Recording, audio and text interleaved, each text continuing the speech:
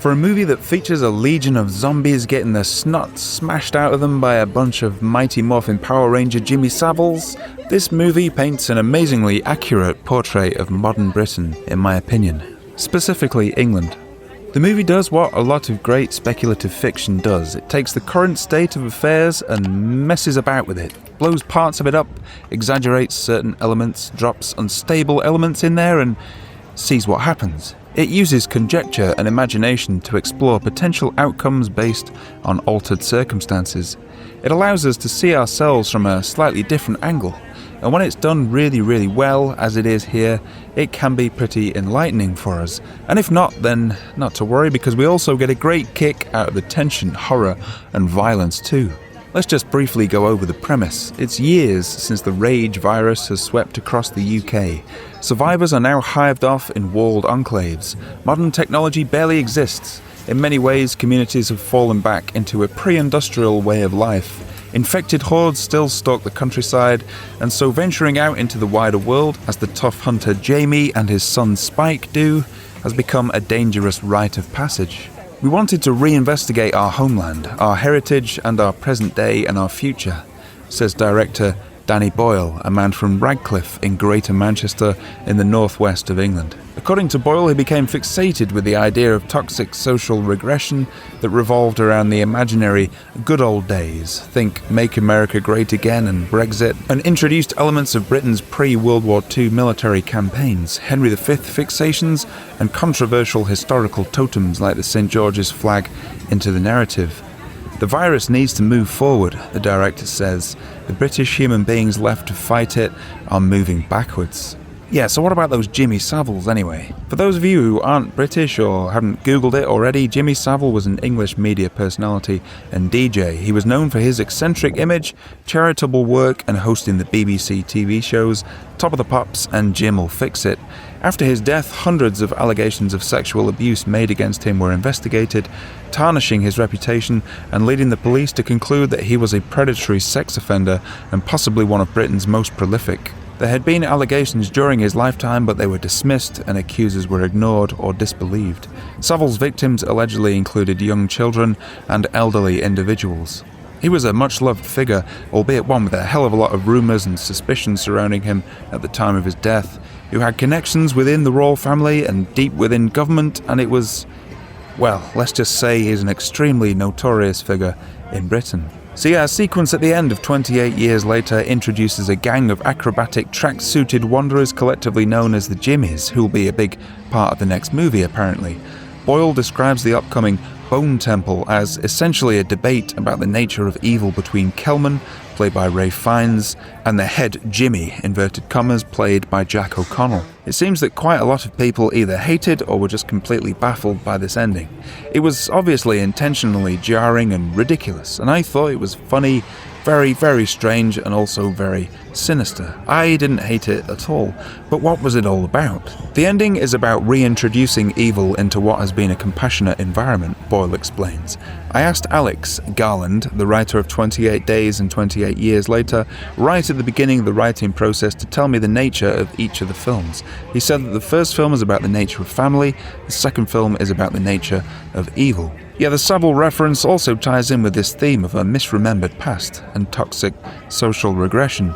The whole film, and if we ever get to make it, the whole trilogy, is in some ways about looking back and looking forwards, Alex Garland said, and the relationship between looking forwards to better worlds or attempting to make better worlds, or trying to construct the world that you're in on the basis of old worlds, so there's sort of contrast or conflict between the two. And the thing about looking back is how selective memory is, and that it cherry-picks and has amnesia, and crucially it also misremembers, and we are living in a time right now which is absolutely dominated by a misremembered past. Jimmy Savile is as much to do with pop culture as he is to do with sportswear, to do with cricket, to do with the honours system, added Danny Boyle. It's all kind of twisting in this partial remembrance, clinging onto things and then recreating them as an image for followers. So So in other words, O'Connell's cult of Jimmys are the product of a warped sense of British culture and identity that exists almost 3 decades after the collapse of society as we know it. And besides all this stuff, I just love the audacity of spending $60 million or so on a movie dominated by actors speaking in pretty thick northeastern accents with a bunch of Mighty Morphin Power Ranger Jimmy Saviles to round out the show.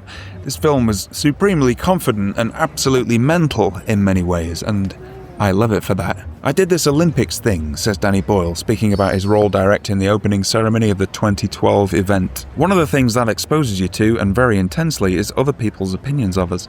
The value put upon what we have by countries all over the world is enormous, and it gets denigrated. There are values and decencies that should be cherished. That doesn't mean we can't improve. You must improve, and it's particularly dangerous at the moment because technologists who are not rooted in this country are intent on taking over, both in business and more philosophically. But I'm committed to holding on to the things that are good about this strange land we inhabit. We're not bullshitters in this country, he continues. We've got this kind of clarity about what's important and what isn't, and a sense of humour that really punctures stuff. It comes from being a post-imperial power on the decline, whether people like it or not. It gives us a perspective, and it's passed down in families and in schools. And that's the reality. That's what we are. Alex Garland was asked if this is a post-Brexit film as much as it is a post-apocalypse. I do, yeah, but not for very explicit reasons. The thing that interested me more, though, was not so much about Britain choosing to isolate itself from Europe, it was more to do with the rest of the world isolating itself from Britain. So it's this sort of inverse of Brexit, the fact that you are not as important as you think you are, as a nation or as an individual, and also the way that there can be, in fact there are, while we're talking right now, absolutely horrific things going on in other countries, and those things don't stop Amazon deliveries, they don't stop people standing in the line of a coffee shop thinking, will I get a latte or a cappuccino? A basically inconsequential thought they're having whilst children are being blown to pieces everywhere. So that sense of a country which has been isolated, and everyone's aware that this terrible thing has happened in Britain, but also they're not going to stop struggling to get the new Nintendo Switch or whatever it is. So I think that was in my mind more, maybe, than COVID and Brexit. I was born in 1970, says Alex Garland, and I feel, looking back, that for a very big chunk of my life, probably up to about 15 years ago, very, very broadly, the world I lived in was a progressive world. It was looking forwards and it was anticipating an increasing sense of equality, and things would be more equitable and fairer. That felt like the trend post-Second World War. So there could be bumps on the road, but these great lessons had been learned from the Second World War that were so huge that they were unlearnable. There would be aberrations, and there could be terrible aberrations like, say, the Vietnam War and the genocide in Cambodia, but still, if you looked at the stock market graph, you'd be moving in a progressive direction. That's what it felt like, and Obama felt representative of that in some ways. And then the world, but specifically the West, became incredibly fixated with regressive ideas. Make America Great Again, or Brexit and Farage, are emphatically about looking backwards. They're really not about looking forwards, they're about there used to be something good and we need to remake the thing that used to be good. And the thing about looking back was that to me, as someone who's middle-aged, I remember aspects of the past also because I'm the product of my parents. My parents are Edwardian in some way, so I pick all that up. It's part of me too, in a sense, is that they're cherry-picking the past, they're misremembering the past, and they're also having amnesia about some aspects of the past. And I think that what the film is doing is showing kind of messy memory of the past in some respects. So when you look at the community on Holy Island, there's a 1950s vibe about them. Just in small things, it's really a detail, but like a dad hitting his kid when the kid has stepped out of line.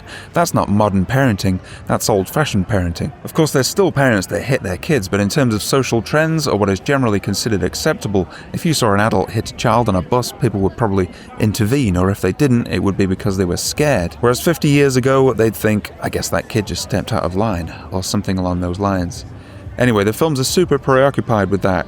In the second film, that becomes very explicit, I would say. Yeah, as I said earlier, I love how uncompromising this film is. Some of the concerns addressed in this film will be universal, of course, but fundamentally this film is about England, and that's just what it's about. We don't do anything like enough of this kind of thing, in my opinion. It's got scope, it's got ambition, it's got a budget, it's not scared of alienating overseas audiences. Not that it goes out of its way to do so, of course, that would be silly.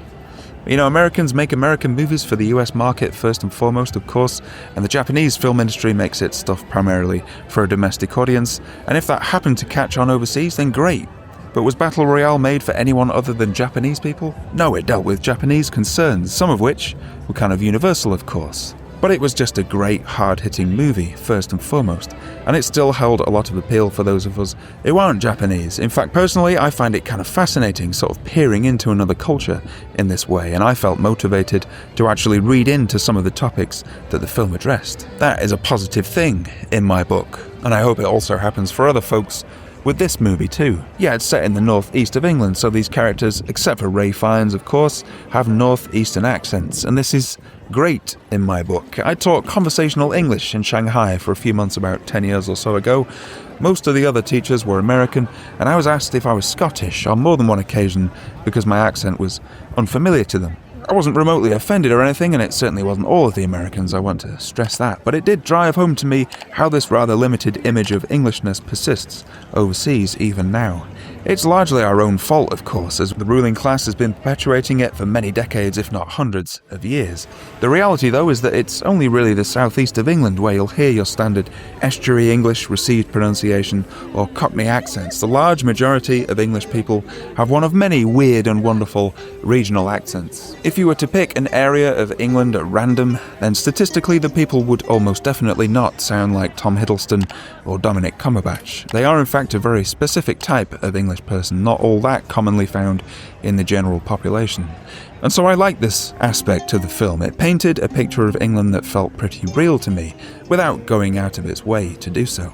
Britain's greatest post-war writer, in my opinion, J.G. Ballard, was born in Shanghai. As a boy, he was interned with his parents and lots of other families in a Japanese camp during the Second World War. He returned to England after the war and describes first seeing the real, inverted commas, England and being rather shocked. It was quite a shock, actually, because I'd been shock I don't think I've fully recovered from. I'd been brought up to think of England as a land of rolling meadows and village greens, and occupied almost entirely by a middle class living in, only slightly scaled down versions of Hampton Court Palace. And I arrived here and found this small, grey, tired little island, very dark, where it drizzled perpetually, full of working class people whom I'd never met before, who were very badly treated, poorly housed and poorly educated, and with a comparatively small middle class who really had lost their confidence, I think, and yet defended themselves behind a labyrinth of social codes and practices that you needed to be a skilled anthropologist to decipher. And You were seeing England as a foreigner, as a visitor. Yes, I was, for a long while. Yeah, this film concerns, I'm gonna say it, white British folk. Ordinary white British folk with a huge pair of inverted commas over the ordinary, of course. These look like working men and women to me for the most part. And the filmmakers have chosen this specific demographic for a reason, I believe. These might well be the kinds of people who voted for Brexit, people who feel disenfranchised, ignored, people who are angry about the loss of their way of life and feel threatened by ongoing waves of immigration. The people we see here are looking back and to some extent romanticising an earlier state of affairs, an earlier way of life. There are little inserts of the Laurence Olivier version of Henry V with the longbows and all that stuff. There are pictures of the Queen on the wall in the village. By Alex Garland's admission, there's not any kind of definitive thesis to this movie, thank God there isn't, but it is most definitely playing with these kinds of ideas.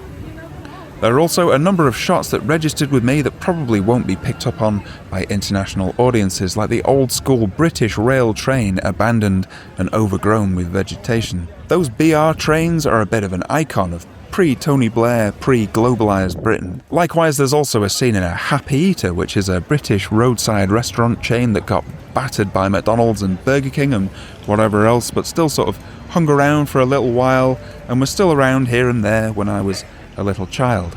But yeah, this sort of stuff evokes a hazy sort of faintly nostalgic and faintly haunting feeling in British cinema goers of a certain age. I'm 40 years old, by the way. But no general global audience is going to pick up on that, I think.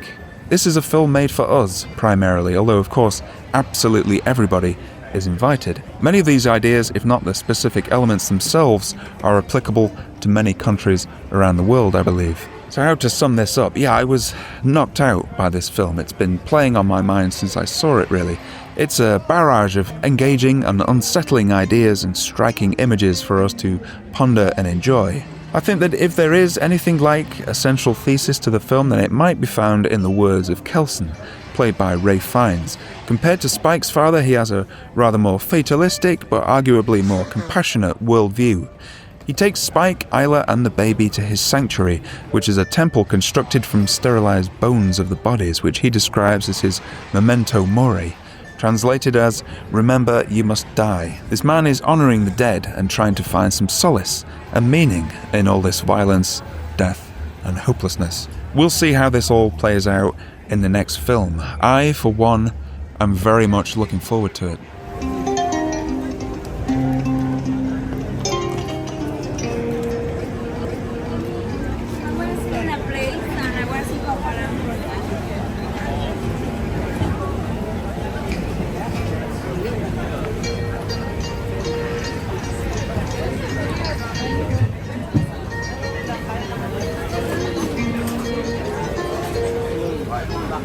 She keeps looking to remember.